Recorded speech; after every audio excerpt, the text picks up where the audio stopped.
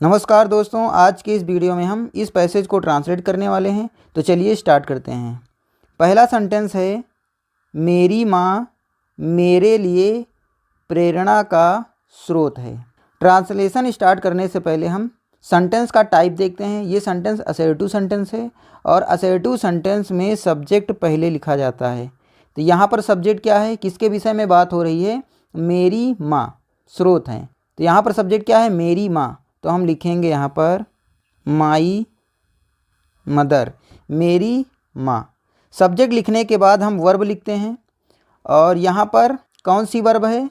यहाँ पर कोई एक्शन वर्ब नहीं है, यहाँ पर सिर्फ होना बताया जा रहा है और होना बताने वाली वर्ब होती है बी, क्योंकि ये प्रेजेंट टेंस है। प्रेजेंट टेंस में हमेशा वर्ब की फर्स्ट फॉर्म का यूज किया जाता है और बी की फर्स्ट फॉर्म होती है इज, एम और आर। चूँकि सब्जेक्ट हमारा सिंगुलर है और सिंगुलर के साथ में हमेशा इज का इस्तेमाल किया जाता है, तो यहाँ पर वर्ब क्या हो जाएगी? इज। माई मदर इज, मेरी माता है, क्या है? स्रोत है। तो यहाँ पर क्या लिखेंगे? My mother is a source, मेरी माता क्या है? स्रोत है। किसका स्रोत है? प्रेरणा का। तो इसकी इंग्लिश हो जाएगी of inspiration. Inspiration, of inspiration का मतलब हो जाएगा प्रेरणा का। मेरे लिए तो हो जाएगी इसकी इंग्लिश फॉर मी। तो माई मदर, मेरी माता, इज अ सोर्स, एक स्रोत हैं, ऑफ इंस्पिरेशन, प्रेरणा का, फॉर मी, मेरे लिए। तो पूरा सेंटेंस क्या हो गया? मेरी माता मेरे लिए प्रेरणा का स्रोत हैं। अगला सेंटेंस देखते हैं। वह सुबह सबसे पहले उठती है और पूरे परिवार का ख्याल रखती है। तो यहाँ पर भी सेंटेंस टाइप कौन सा है? असर्टिव है और असर्टिव सेंटेंस में सब्जेक्ट पहले लिखा जाता है। तो यहाँ पर भी हम सब्जेक्ट पहले लिखेंगे और यहाँ पर सब्जेक्ट क्या है? वह, यानी कि सी। तो यहाँ पर लिखेंगे सी। सब्जेक्ट लिखने के बाद हम वर्ब लिखते हैं और वर्ब यहाँ पर क्या है? उठना। उठने की इंग्लिश होती है वेकअप। तो यहाँ पर हम लिखेंगे वेक अप, क्योंकि ये प्रेजेंट टेंस है और प्रेजेंट टेंस में कौन सा टाइप है? इंडेफिनिट है, सिंपल है। प्रेजेंट इंडेफिनिट टेंस में जब हमारा सब्जेक्ट ही, सी, इट हो या सिंगुलर सब्जेक्ट हो तो वहाँ पर वर्ब की फर्स्ट फॉर्म में एस या फिर ईएस ऐड किया जाता है। तो यहाँ पर सब्जेक्ट हमारा सी है जो कि सिंगुलर है, इसलिए हम वर्ब की फर्स्ट फॉर्म में क्या ऐड करेंगे? एस ऐड करेंगे। तो यहाँ हो जाएगा वेक्स अप, सी वेक्स अप, वह उठती है पहले। तो लिखेंगे फर्स्ट, पहले की इंग्लिश क्या हो जाएगी यहाँ पर? फर्स्ट। सुबह तो लिखेंगे in the morning, in the morning. She wakes up first in the morning, वह सुबह पहले उठती है। अब दूसरा पार्ट करते हैं और लिखेंगे एंड। और क्या करती है? पूरे परिवार का ख्याल रखती है। कौन रखता है? वही सी। तो बार बार सी लिखने की ज़रूरत नहीं है यहाँ पर। एक बार सब्जेक्ट लिख गए, अब डायरेक्ट हम वर्ब को जोड़ेंगे, यानी कि जो एक्शन हो रहा है उसको जोड़ेंगे। यहाँ पर वर्ब क्या है? ख्याल रखना। ख्याल रखने की इंग्लिश होती है टेक केयर। तो यहाँ पर हम लिखेंगे टेक केयर, ख्याल रखती है। जैसा कि पहले हम बता चुके हैं, अगर सब्जेक्ट हमारा ही, सी, इट या सिंगुलर सब्जेक्ट है तो वर्ब की फर्स्ट फॉर्म में एस या ई एस ऐड होता है। तो यहाँ पर भी एस ऐड हो जाएगा टेक्स केयर, यानी ख्याल रखती है। किसका ख्याल रखती है? पूरे परिवार का। किसकी इंग्लिश हो जाएगी? Of the entire family. पूरा सेंटेंस हो गया। सी वेक्स अप, वो उठती है, फर्स्ट इन द मॉर्निंग, सुबह जल्दी, एंड और टेक केयर, देखभाल करती हैं, ऑफ द इंटायर फैमिली, पूरे परिवार की। नेक्स्ट सेंटेंस है, वह बहुत स्वादिष्ट खाना बनाती हैं। तो यहाँ पर भी असर्टिव सेंटेंस है, सब्जेक्ट पहले लिखेंगे और यहाँ पर सब्जेक्ट है वह, यानी कि सी। तो लिखेंगे सी। सब्जेक्ट लिखने के बाद क्या लिखा जाता है? वर्ब लिखा जाता है और यहाँ पर वर्ब क्या है? खाना बनाना। खाना बनाने की इंग्लिश होती है कुक। तो यहाँ पर हम लिखेंगे कुक। क्योंकि ये प्रेजेंट इंडेफिनिट टेंस है और प्रेजेंट इंडेफिनिट टेंस में जब सब्जेक्ट हमारा ही सी इट या सिंगुलर सब्जेक्ट होता है तो वर्ब की फर्स्ट फॉर्म में एस या ई एस ऐड होता है। तो यहाँ पर भी एस ऐड हो जाएगा कुक्स। वह बनाती है, क्या बनाती है? बहुत स्वादिष्ट खाना।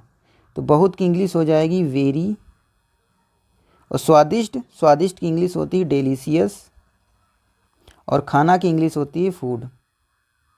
तो पूरा सेंटेंस क्या हो गया? सी कुक्स, वह बनाती है, वेरी डेलीशियस फूड, बहुत स्वादिष्ट खाना, यानी कि वह बहुत स्वादिष्ट खाना बनाती है। नेक्स्ट सेंटेंस है जब मैं उदास होता हूँ तो वह मुझे हिम्मत देती है। इसके दो पार्ट हैं, एक पार्ट ये, दूसरा पार्ट यहाँ से। पहले इस पार्ट को ट्रांसलेट करेंगे, लिखेंगे जब यानी कि व्हेन। जब मैं उदास होता हूँ, असर्टिव सेंटेंस है, सब्जेक्ट पहले लिखेंगे, सब्जेक्ट क्या है? मैं। व्हेन आई, सब्जेक्ट लिख गया है। सब्जेक्ट लिखने के बाद क्या लिखते हैं? वर्ब लिखते हैं। और यहाँ पर वर्ब क्या है? होना, यानी यहाँ पर कोई एक्शन वर्ब नहीं है, स्टेट ऑफ बीइंग बताया जा रहा है, होना बताया जा रहा है। होना बताने वाली वर्ब क्या होती है? बी होती है। टेंस कौन सा है? प्रेजेंट इंडेफिनिट टेंस है, हमेशा वर्ब की फर्स्ट फॉर्म का यूज करेंगे। और बी की फर्स्ट फॉर्म क्या होता है? इज, एम या फिर आर। सब्जेक्ट हमारा आई है और आई के अकॉर्डिंग हमेशा एम आता है, यानी आई के साथ एम का प्रयोग किया जाता है। तो यहाँ हो जाएगा एम, आई एम। उदास, क्या होता हूँ? उदास होता हूँ। तो उदास की इंग्लिश होती है सैड, तो यहाँ लिखेंगे सैड। तो व्हेन आई एम सैड, जब मैं उदास होता हूँ तो वह मुझे हिम्मत देती है। तो की इंग्लिश नहीं लिखी जाती, यहाँ पर इसका कॉमा लगाया जाता है, तो की इंग्लिश इसी में आ जाएगी। अब फिर से हम सब्जेक्ट लिखेंगे, क्योंकि ये पार्ट हो गया, अब दूसरा क्लाज लिखना है, और इस क्लाज में भी सबसे पहले सब्जेक्ट लिखेंगे। और सब्जेक्ट यहाँ पर क्या है? वह, यानी कि उसकी माता। प्रोनाउन यूज करेंगे सी, वह के लिए। तो सी सब्जेक्ट लिख गया हमारा। अब वर्ब लिखना है, क्योंकि सब्जेक्ट के बाद वर्ब ही लिखते हैं। वर्ब है यहाँ पर हिम्मत देना। हिम्मत देने की इंग्लिश होती है इनकरेज, तो यहाँ पर लिखेंगे इनकरेज। क्योंकि ये प्रेजेंट इंडेफिनिट टेंस है, प्रेजेंट इंडेफिनिट टेंस में जब भी सब्जेक्ट हमारा सिंगुलर हो या ही सी इट हो तो वर्ब की फर्स्ट फॉर्म में एस या फिर ई एस ऐड किया जाता है। तो यहाँ पर भी एस ऐड हो जाएगा इनकरेजेस। तो सी इनकरेजेस, वह हिम्मत देती है। मुझे लिखेंगे हम मी। तो सेंटेंस क्या हो गया? व्हेन यानी जब, आई एम सैड मैं उदास होता हूँ, सी मतलब वह, इनकरेजेस मी मुझे हिम्मत देती है। नेक्स्ट सेंटेंस है मैं अपनी माँ से बहुत प्यार करता हूँ। यहाँ भी असर्टिव सेंटेंस, सब्जेक्ट पहले ही लिखेंगे। सब्जेक्ट यहाँ पर क्या है? मैं, यानी कि आई। सब्जेक्ट लिखने के बाद क्या लिखते हैं? वर्ब लिखते हैं। और यहाँ पर वर्ब क्या है? प्यार करना। तो प्यार करने की इंग्लिश होती है लव, तो लिखेंगे आई लव, मैं प्यार करता हूँ। अब किससे प्यार करता हूँ? अपनी माँ से।